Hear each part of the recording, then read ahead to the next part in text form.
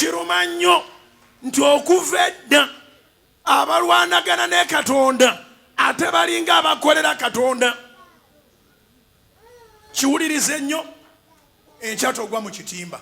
Kiruma nnyo okuba nti okuva edda abalwanagana ne Katonda ate baba bambadde ekyambalo ekiraga nga bwe bakolera ye. Olunyiriri luba lutuukira olugamba nti omulabe w'omuntu anaabanga wa mu nnyumba n'omulabe w'obwakabaka bwa Katonda ali mu nnyumba. Bakabona abakulu ne basala amagezi batte Laazaalo ne Yesu, kubanga olw'ekyamagero ky'okuzuukira kwa Laazaalo abantu bangi abakkiriza Yesu.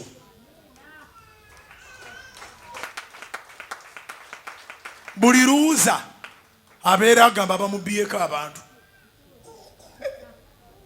Every loser mindset ye ebeera egamba banzibyeko abantu.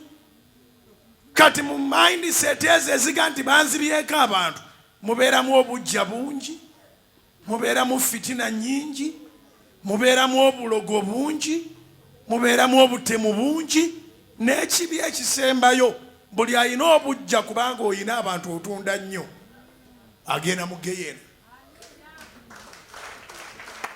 Agenda mu geyeena talina bwawona.